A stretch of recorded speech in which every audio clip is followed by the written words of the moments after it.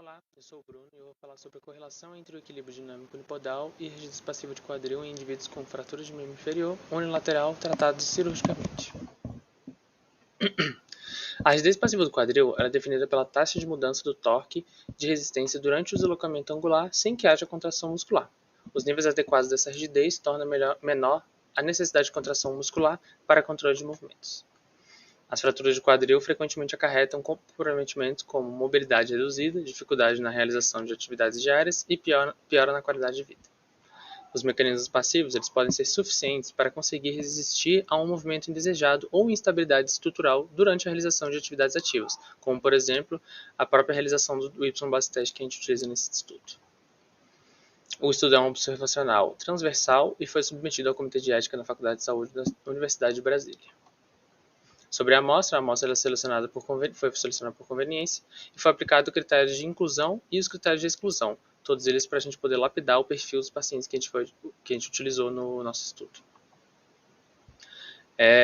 O número inicial de pacientes selecionados foi de 1.052 e após todos os motivos de exclusão, a gente conseguiu uma amostra final com N igual a 31. Os instrumentos e procedimentos, foi utilizada uma ficha de avaliação para a coleta de informações pessoais dos pacientes e entrevista, o Y-base test para avaliar o equilíbrio unipodal do paciente e o teste de rigidez passiva utilizando o inclinômetro analógico.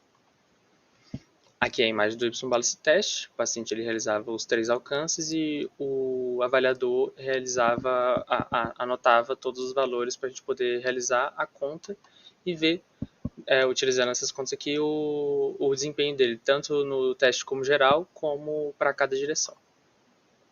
E a rigidez passiva de quadril, a gente utilizou o inclinômetro e conseguiu avaliar a rigidez passiva do quadril do paciente. Sobre a análise estatística, foi utilizado o teste de normalidade de Shapiro-Wilk, as variáveis contínuas foram de média e desvio padrão e a correlação do coeficiente de correlação de Pearson, classificados de acordo com o Murrow, sendo baixa, moderada, alta ou muito alta. A significância de P menor do que 0,05. Os resultados de discussão. A discussão quanto à etiologia das fraturas ou acidentes automobilísticos foram a principal causa identificada. Já em relação ao local mais comum da fratura, nossa pesquisa destacou a região dos maléolos, seguida de fratura de tíbia.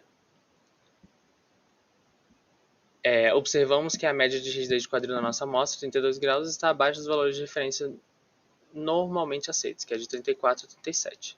A análise dos dados coletados com uma correlação linear fraca entre o equilíbrio unipodal e a rigidez passiva do quadril, embora a significância estatística dessa correlação não tenha sido confirmada.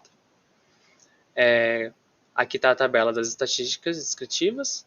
E o que chama a atenção é justamente aqueles 32 graus que eu falei sobre a rigidez de quadril, que está abaixo do identificado na literatura. Né? Sobre a correlação, a distância composta, a apóstolo medial e a apóstolo lateral, tiveram um valor de R negativo, que significa são inversamente proporcionais. E a distância anterior ela é proporcional. Só que nenhuma delas teve uma significância. O nosso power ele teve um valor muito abaixo de 80% e a chance de falso negativo muito acima de 50%. Dessa forma, a gente conseguiu identificar limitações, sendo o N coletado menor do que o ideal, que caracteriza um erro tipo 2, e calculamos que seriam necessários 103 participantes para a gente conseguir realizar o resultado verdadeiro. Vários avaliadores para a aplicação dos testes e a coleta dos dados epidemiológicos do local da fratura não foi padronizado.